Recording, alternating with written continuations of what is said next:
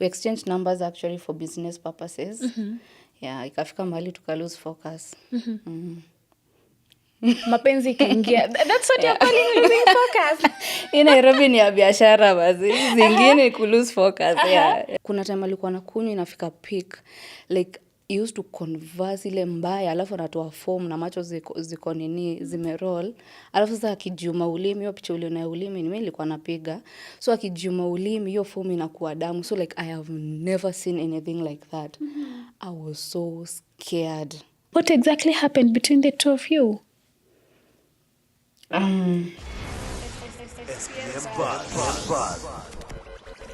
Hello, good people. Welcome to SPM Buzz. My name is Shiko Guitar. We are coming to you from SPM Buzz headquarters, and I'm right here with an amazing, beautiful guest. I'm talking about Guitar Music. How you doing? I'm good. I'm good, Shiko. How about you? I am good. Ebu tuambie kwanza, jintroduce kwa wale ambao labda, but I nashuku sana if there's someone who is singing for the first time. But anyway, just introduce yourself. Yeah. My name is Guitar Music. Yeah. Majina zaidi naitwa Joy Gasheri. Yes, I'm an artist. I'm a singer, songwriter. I'm also a banker. And I'm a mother. Yeah. Beautiful.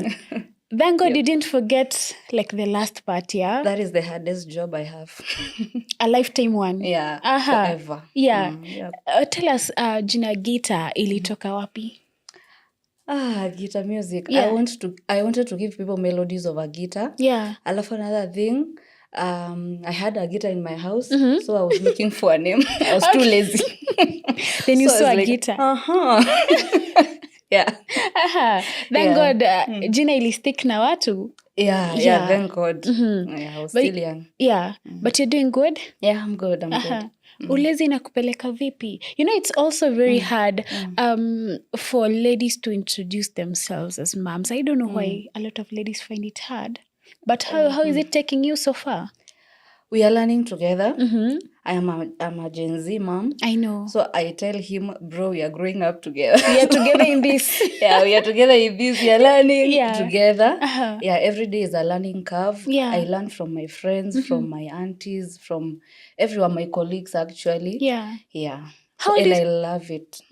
How old is your baby? He's 9. 9 months? Yes. Yeah. Yeah, I had him in high school. Are you for sure? Yep. Oh, wow. I can imagine how old I am today and I'm still not ready. Jamani, tunafaa tukupigie makofi. That's quite a journey. That's quite hard. A journey. Yeah. How was it now? Maybe at first for you, you're in high school and he's the baby. How was it for you? It was so hard because I remember I had a baby 2 weeks to my KCSE. So like, and so I had, like breastfeeding and then going to school, ukifanya exams na kuambia, it's so hard saizo. Sasa unajua the grades zinaanza very active. KICC ziko very active. Yeah, ziko na unasikia uchungu saizo, unasikia uchungu kwa exam, so it was so hard. Yeah, and then I used to cry a lot. I don't know what to do. I was still a kid too. Yeah. And then now when I left him to go join campus, it was so hard for me. And I used to cry myself to sleep every day. Nikishinda mtoto amekula, amevaa sweater and all that. So I had to sacrifice some years. At least ni stabilize kidogo. Alafu sasa ndio nimchukue. I had to leave him home. Yeah. But I hope the dad was responsible. That time he was. Now it's a long story. Okay. Actually, after now he got a job. He was a responsible dad, Yeah. He got an accident and he has been in a coma for 3 years. Oh, sorry. Yeah. I understand. All right. It's a story for another day. We talk about music and we talk about you. Musically, of course, a couple of days ago, you released your newest jam, Dust. Yep. Mbona ukaita Dust kwanza?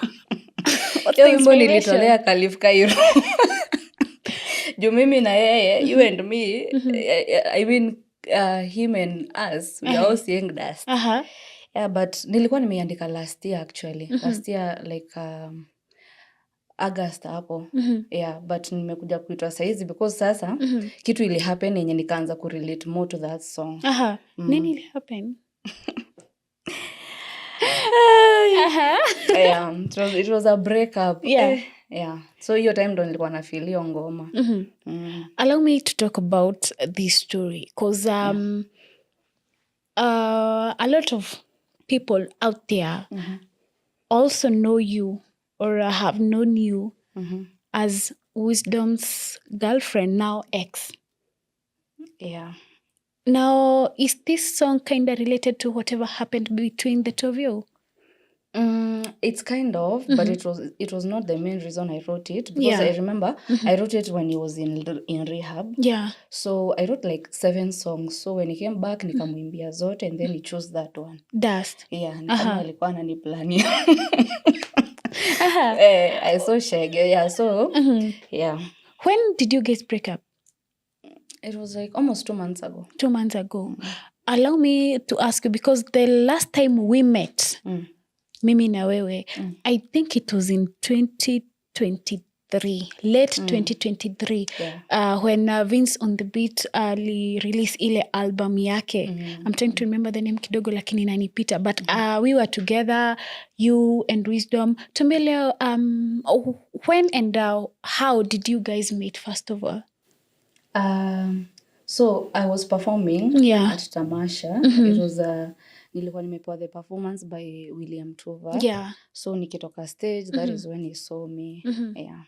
And we exchanged numbers actually for business purposes. Yeah, ikafika mahali tuka lose focus. Mapenzi ikaingia. That's what you're calling losing focus. In Nairobi ni ya biashara basi. Zingine ku lose focus. Yeah. Are you for sure? Does this mean right now you have given up on love? No, I can never give up on love. Okay. Yeah. Umesema mka lose focus. After how long hivi? I know this is kind of personal, but acha niulize sababu watu wanataka kujua sana because we all remember what exactly had happened before that. But now this new part of you and WEEZDOM getting together, starting a relationship, you guys didn't talk much about it, yeah? Yeah, we didn't. Yeah. So after how long did you maybe start this relationship? It was kind of maybe after 1 month. After 1 month. How was it? It was good, actually. We became friends. We hit it off the first time we met. Actually, the second time it was on his birthday. Yeah. And I remember we stayed up all night talking and doing a lot of nothing. Yeah. We were out, hatukuwa kwa nyumba, tulikuwa tu nje. Yeah, so tulikaa tukiongea mpaka 5 hadi nikarudi kwa nyumba na nilikuwa naenda job 6. Yo, mapenzi. So actually I never thought we'd ever date. Hata sikuwa najua kama alikuwa break off your relationship yake. Alikuwa najua mimi nimepata bros. Juu niko na a few male friends. Yeah. So I thought pa nimepata beshte. Yeah, like tulikuwa mabeshte at first. Yeah. Initially for you it was just friendship and nothing much. Yeah, it was friendship. Yeah. At what point did he maybe convince you? After he told me that the other relationship was over. Yeah. And I think there is something here, we can give it a try. And yeah, I liked him for him. Yeah. Yeah. Looking at especially the videos that we shot during the EP launch of Vince on the Beat, of course it wasn't all easy on you. In as much as you have been in the online space even before you got into a relationship with WEEZDOM, it came with also, in as much as kuna wale they showed love, kuna wale pia they show hate. Oh, yeah. Yeah, how did you handle that? Was it hard for you, given that this was quite a new level of publicity for you? What I can say is that the worst part of it all, there was bullying. Yeah. I can say that. And the worst part of it all, it's when you used to talk about the ex. Nakumbuka hiyo siku, you guys kept, like, sio wewe, but unajua nani specifically, alikuwa anashinda akinsist about, sasa I was so mad. So me, that day I didn't want that interview. So namvuta juu, bado sikuwa ready for the public. So namvuta namwambia twende. So that day, tukitoka hapo, I was so mad, mpaka nilikuwa naenda nikuwa mbele, akuwa nyuma. So uzuri tulikuwa tunaenda kwa na Matonya hiyo siku, tulikuwa tuna hang out na Matonya. So kufika, Waswahili ni wa sweet. Akanisooth, akamwambia venye ataniambia, niache kujam. Nikaacha kujam. So the worst part ilikuwa tu yake, like kuongelea hiyo story yake. But na the ex. Yeah. So mimi online me self-esteem yangu iko way too high for anyone to bring me down. They can shake you. They can shake me. Now maybe after that whole experience, I believe maybe after you guys talked, everything changed. Yeah, everything changed. Tulimuongelesha, like everything changed. Now let's talk about this moment where you've told us alienda rehab, you were out here, ukaandika hadi ngoma. How was it? How was that period for you? Wow, it was so hard. Because even by the time he resort into like conspiring with his family and some friends kama Jagwa kumpeleka rehab, ilikuwa I saw this guy like 3 times. Actually, I thought he was like dead. Like, because before the rehab, he was in Ladnan hospital. Before Ladnan, I used to take him to hospital behind people's backs ndio watu nisimchome. Yeah. But the only reason naizongea about his story ni because ameongelelea. I let it be his story to tell. Nakumbuka hata nilikuwa naomba interviews za kuwa nini rehab, but sikuwa nataka kuongea because it is his story to tell, and he has told it his part, so maybe I can tell my part.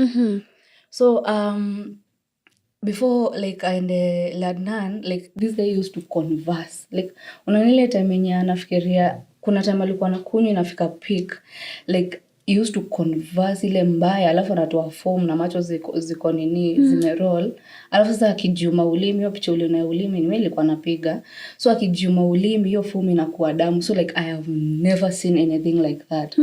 I was so scared like, so like angeamka tu anipate nalia, like nalia na shake the whole body. Sasa najaribu kutafuta ambulance. Nakumbuka kuna siku sasa aliamka, I thought he was dead.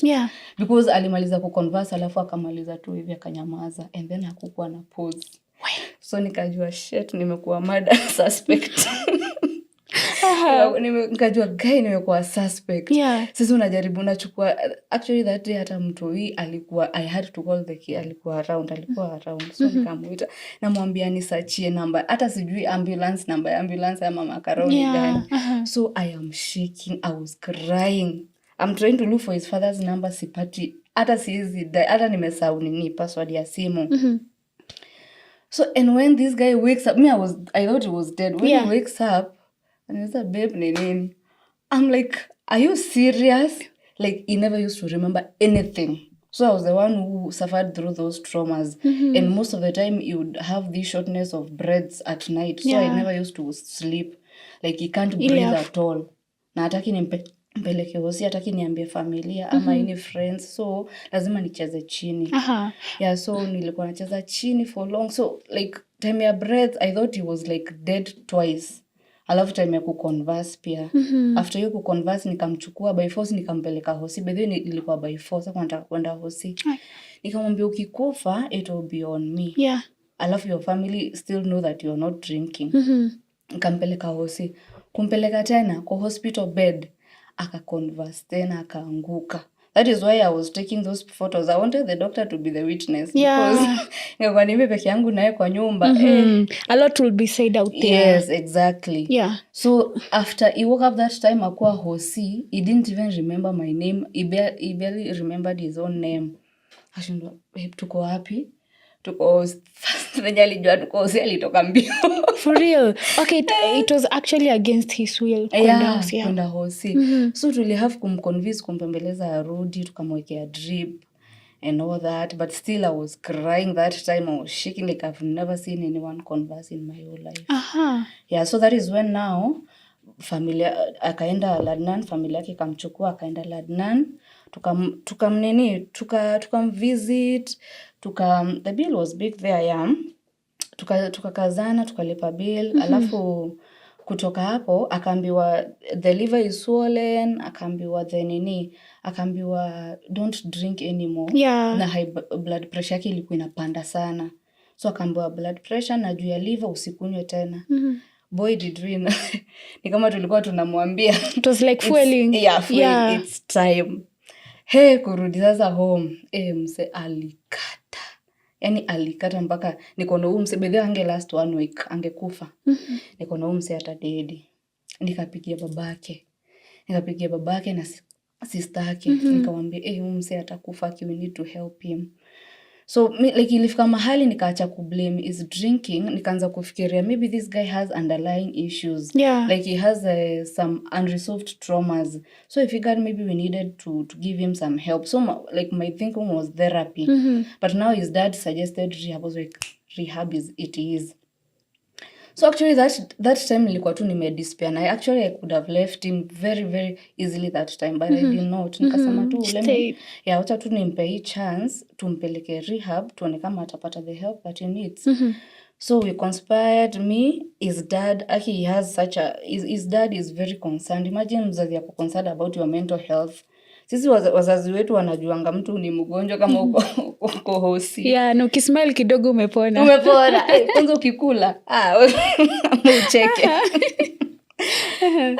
So like babake na sister yake, so it was behind his back because he would never have ever wanted to go to rehab. Yeah. So sister yake, she drove around looking for a rehab.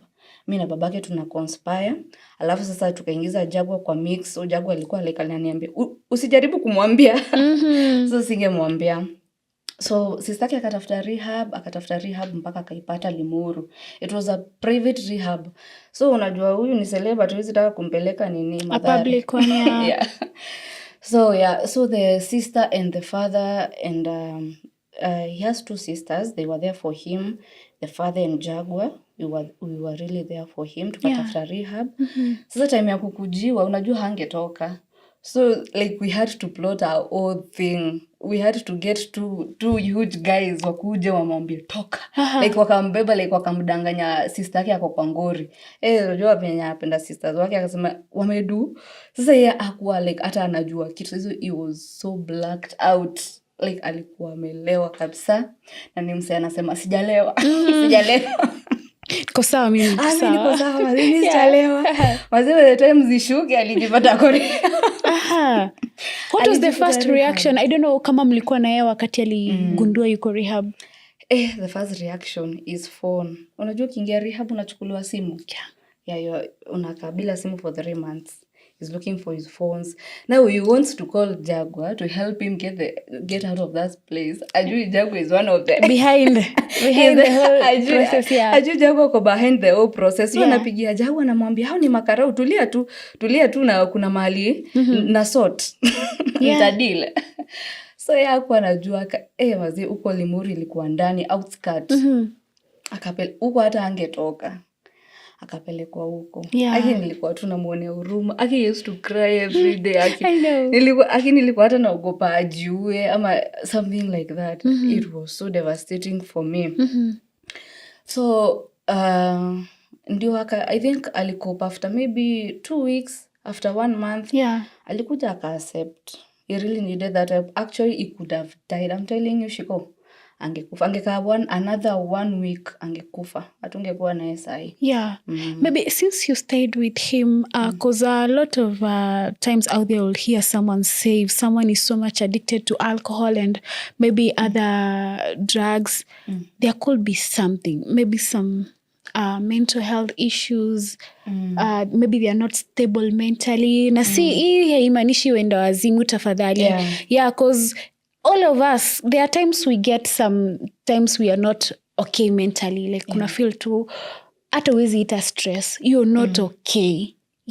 So according to Saba ulikuwa umekaa naye, what do you think had led him to such situations?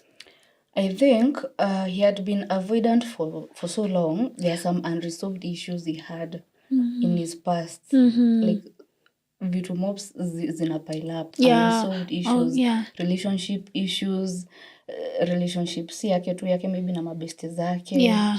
Yeah, a lot of unresolved traumas. Since this was in the public eye, a lot of people, kidogo nitambua, I am not professional in my job. Since it was in the public eye, what exactly happened between the two of you? I choose not to say now. I don't think it's the right time for me to talk about it. Yeah. Yeah. I choose not to say. But yeah, the drinking contributed a lot. And then now he did something else that upset me. Yes, unajua mi ni Miro by the time hasira ishuke. Yeah, I get it.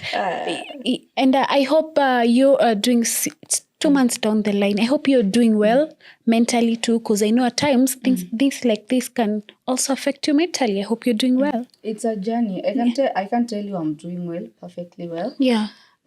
Sometimes kama hiyo ngoma ya Chris Brown anasema sometimes you're chill, you're cool, and then the next minute you're tripping. Yeah.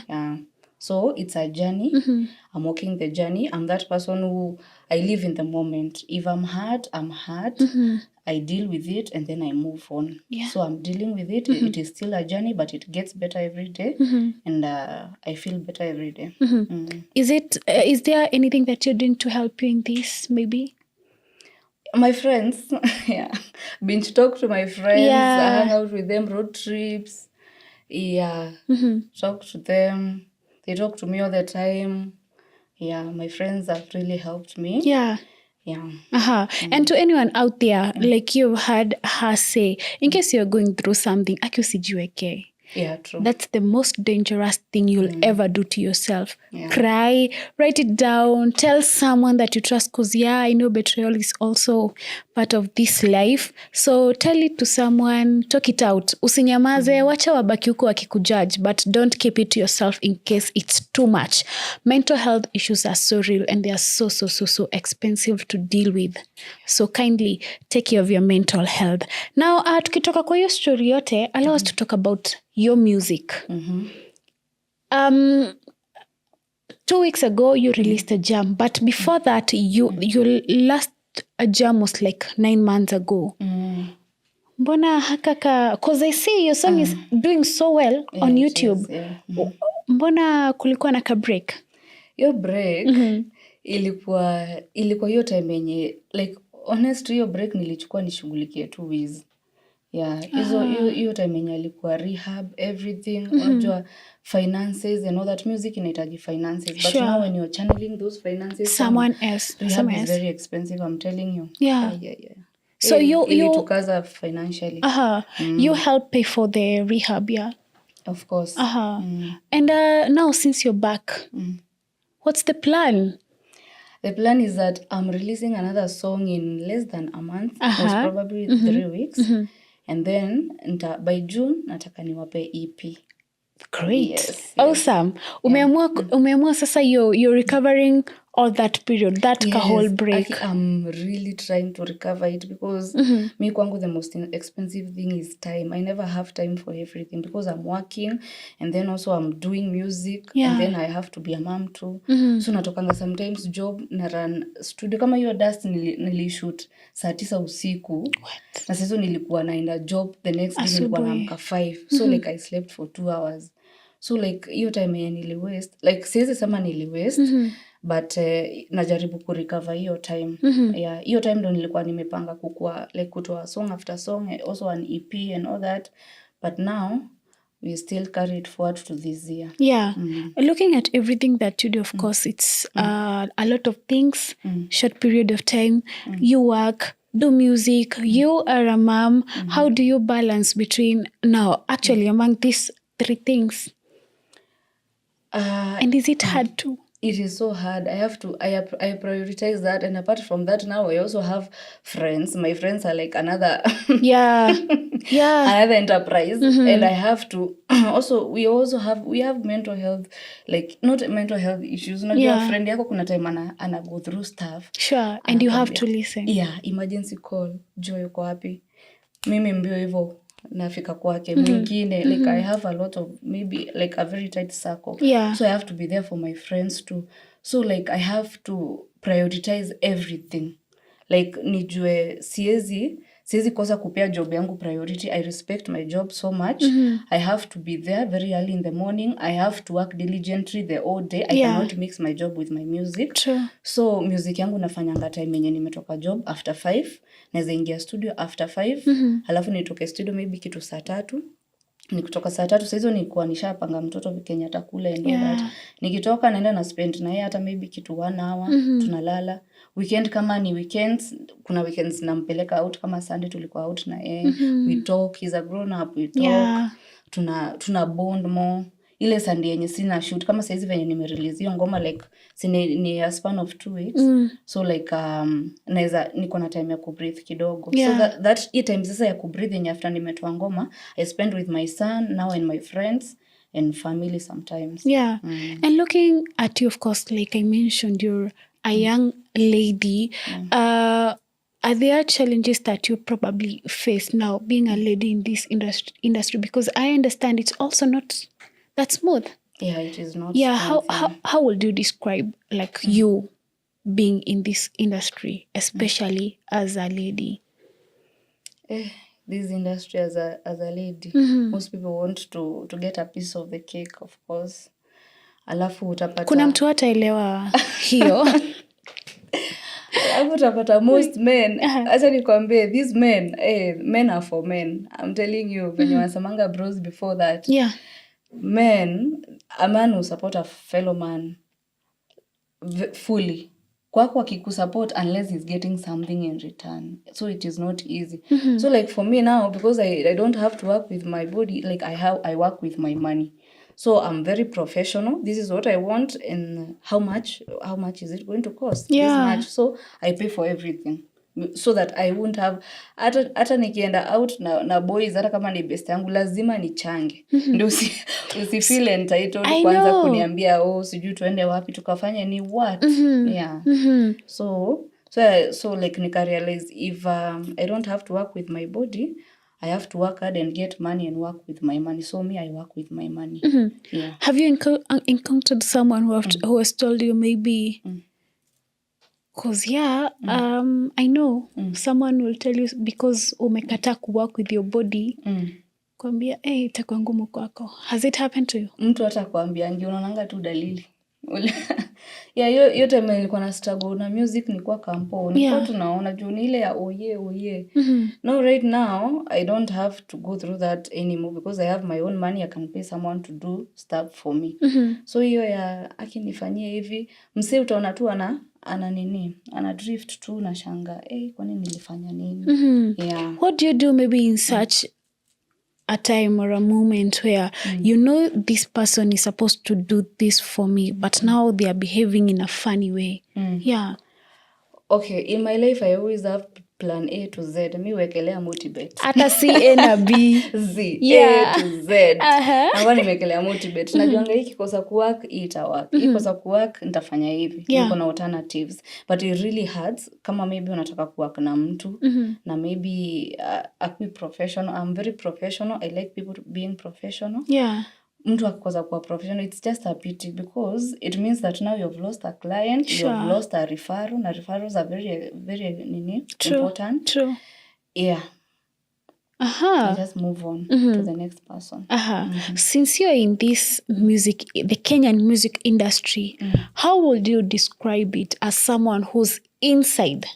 Wacha wale wa kuona alafu wanasema nadhani. How would you describe it? It is very hard. The music industry is hard, man. You do good music, but sometimes even your producers and people around you, they know it's good music. But now, kama hauja push ngoma, ni ngumu iende. Utapata huku underground, kuna wasanii wanoma sana.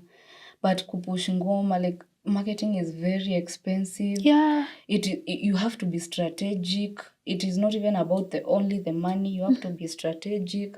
So they are the young people doing the music, man, and it's very hard. It's even very hard for me.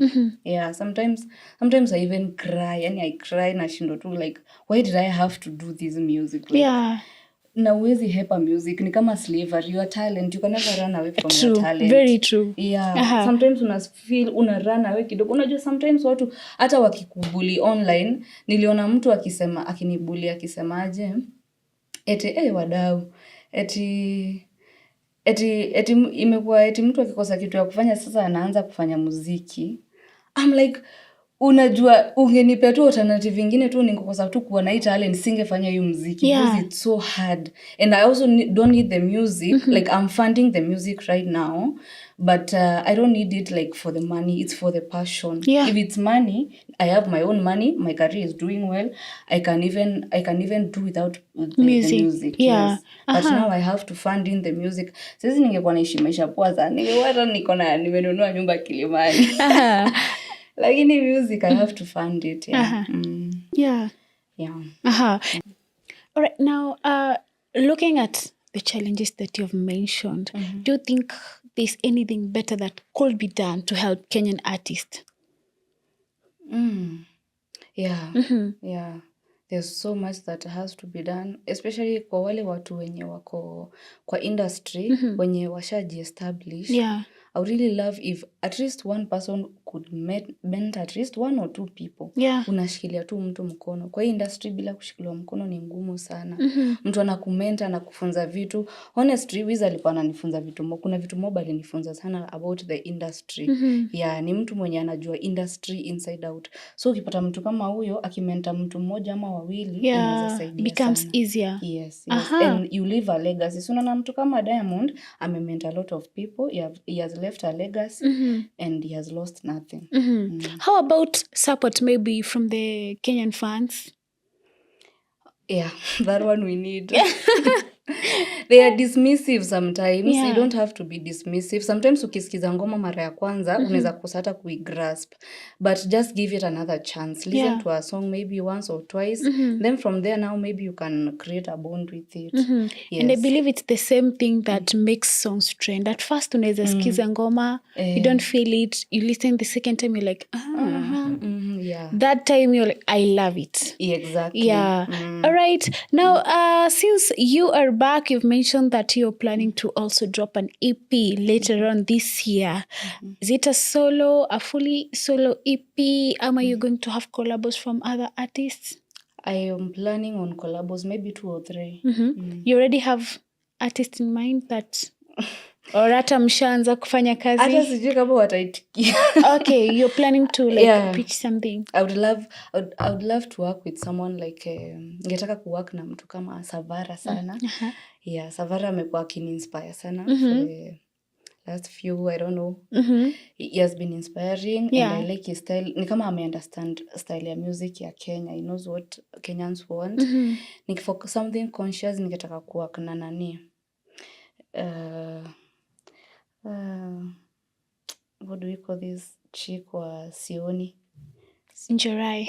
Yeah. Like niliona kwa comment section watu wengi wakiniambia work with Njerai. I know. Ambia Njerai akuweke verse pale. So ningetaka kuwork na Njerai. Kuna watu wengi wengine pia ningetaka kuwork nayo. Hata pia some actors, ningetaka some actors wako kwa my videos. Kina nani wale? As big sense as big sense. Yeah. Ningetaka kuwork sana na Dedan Juma. Yeah. Na some other actors. Yeah, ningetaka pia kuwork na nani? Pascal Tokodi. Yeah. Okay. Now you've been in this industry, you've done music. What would you to someone watching out there and also someone who looks up to you? I've seen a couple of people, of course, saying that your music is so good. What would you say is the key thing in music? Since you've mentioned talent, na ni kama hii industry hutoki anytime soon because it's inside you. What would you say is the key thing in doing music? Top on the list. Top on the list? Yeah. It is being true to yourself. most of the time artists we write about things we experience ama we have experienced. Ukiwa in that moment, I'm telling you, right? Hapo utaandika kama J Melody. You'll give all your emotions. Ama say you give all your emotions. Yeah. Kwanza time yenye maybe you are going through a heartbreak, yani maximize it, stop crying ovyo. Chukua kitabu. Andika. Saa zile uko in love. Yeah. Andika, like artist wanafaa wakae wakiandika. So mimi naweza kuwa hata niko vacation, mostly nikiwa vacation nakuanga na ideas. Yeah. Nikiwa vacation, like my mind is clear, that is when I write. Yeah, na whatever I'm feeling at that moment, ama nimekuwa na rafiki amego through something, I write about it. So you're also the one who writes songs for yourself? Yeah, I write my own songs. Why do I think maybe at times writing songs ni kazi? Ni kazi mob sana. Hiyo ndo ngumu hata kuliko kuimba. At some point, nikifeel nimeji-exhaust, I'm going to work with some writers. Because I believe there are people who out there can write. Yeah. There are people who can even write for me. There is a song I'm going to release ni Wisdom aliniandikia. And I appreciate it. Ukipata tu mtu anakuandikia, una relax tu wewe unaambiwa tu imba hivi. Unaimba tu ni rahisi. Kujiandikia ni ngumu sana. And let me ask you this question. Sababu najua kuna mtu pia atauliza, in as much as maybe you're not okay, umemention kwamba kuna ngoma utatoa, Wiz alikuandikia. Do you guys at times maybe talk? At times? No, we've never talked. Okay, in the last like 2 months. Yep. Like it's 1 month and 2 weeks. It's almost 2 months now. Okay, turudi kwenye mziki. Hiyo story tulikuwa tumemaliza. Yeah, of course. Yeah. Now, for the longest time, the music industry has faced backlash. At times. Yeah. Kuna watu wataongea, Kenyan musicians, maringo, like a lot of things. Has this a time made you feel like, do I need to step down a little bit? Yes. Music I've wanted to quit. Sometimes I've thought about quitting. Yeah, before. I've thought about quitting so many times. But you can't quit. It's like betraying yourself. Yeah. Music is just hard. The entertainment industry is hard. Wewe kitu nakubamba but hauko sure kama itabamba mafans. True. You can't read their mind. You cannot read their mind. Hata unaweza toa wimbo kidhani hii ndo banga. Lakini hata si yenyewe itahit. Ile ngoma yenye ulikuwa na dharau hivi hiyo ndo itahit. So it's very hard. Alright, but and I also believe everyone in every field has thought of quitting a couple of times. Yeah. The thing is you just keep going. Exactly. Yeah, because you never know. Now, as we wind up, you've mentioned solo song is coming up in a month or so. An EP is coming. What are you planning for this year apart from now the 2 projects that you've mentioned so far? My own personal development plans. Well, maybe musically you can share with us. Okay, this year I want to grow my brand. Yeah. I also, I juggle between 2 careers, so I want to grow my brand in music. I did Chinese in campus, so I would like to complete my Chinese studies. Yeah, so that I can focus on maybe something like China banking. Yeah. And also I need to do driving. Nilikuwa nataka kukwambia, same. But yeah, same. Driving? Yeah, because I don't understand why we keep on pushing this thing, postponing. You're like, wacha June ifike. June ikifika, you're like, chill kidogo. Chill kidogo. But driving ni muhimu. So nimechoka like requesting cab all the time. So you want to get yourself a moti? Yeah. You want to get yourself a moti? Yeah, God willing, yes. God willing. What are you eyeing? What are you eyeing? Tuambie leo. Because recently I've come to learn that ladies, like the number of ladies who are interested in cars and maybe ladies knowing cars grow. In that, I'm so much tempted. Nikiona gari inapita mahali, before niangalie nyuma, I'm like, I need to know. hii ni gari gani, because it's always hard for me. Yeah. But I'm trying, since you're out here, mademu wanajua magari. Kwanza mi najua magari, napenda magari. Like kwanza unajua clients wetu, we deal with vehicles. So yani kupata client anapenda gari, I love cars. Yeah. So my heart and my body and my head is telling me CX-5 Mazda. But my pocket inanipeleka kwa Mazda Demio. Yeah.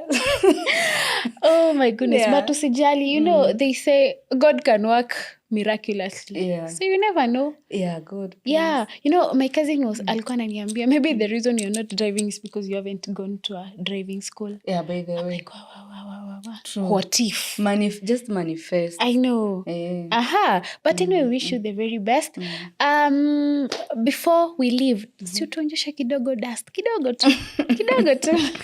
Sawa basi. Hakuna beats ndio unaweza nipigia desk. Okay. Umse ana huruma, nilimpa moyo akauvunja. Mimeru nkapunguza sira, nkafunzwa kikamba nikaficha panga, na bado mkanigongea, huyu saa nishawachia. Mimeru nkapunguza sira, nkafunzwa kikamba nikaficha panga. Oh no, why now? Kanyaga shingo, mara na figo. Maliza meni maliza. Never trust anybody, my friend. Nauna black, nauna beige, nauna dust. Nauna black, nauna beige, nauna dust. Nauna da. Nauna dust. Nauna da. Nauna dust. Yenyewe. Actually, no, that part umeanza nayo we. Umesema sira zilipunguzwa. Kafundishwa. Nikafunza kikamba. Let me tell you something. Uko kwa relationship, you give up so much. Sometimes, wewe kama maybe uko serious about mse, you give up a lot. Yeah. So nili give up vitu mob. Like I had to give up even shere because I'm trying to inspire this person to stop drinking. Yes. So naeka shere kando. Yeah, my friends told me I got boring. Yeah. Lakini at the end of the day wanasema ni dust. Yeah. The dust. Ama hii dust is constant, ni ukweli, but anyway. Hata kama si kwa mapenzi yangu, hata actually nikiandika ikuwa kwa mapenzi. Yeah. Dust kila mahali. Job si rahisi. Parenthood si rahisi. Family things. Kila kitu yani tu kila time there is something new. Yeah. Trying to mess up with you, with your mental health. Yeah. I saw someone say, you see, one thing about adulthood is always having something. Always something. Always having a bill to pay. I know. But anyway, Gita, thank you so much for your time. Yeah, sure. And we wish you the very best. Remember, guys, she has a new banger on YouTube, Dust. So make sure ufike pale hivyo, listen to it. It's doing so well. And break.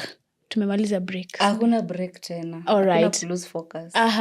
So you can give them your social media handles. It's Gita Music.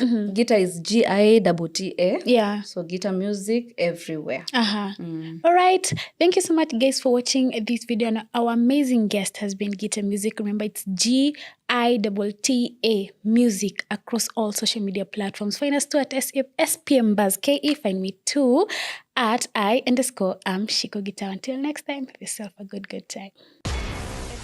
SPM Buzz.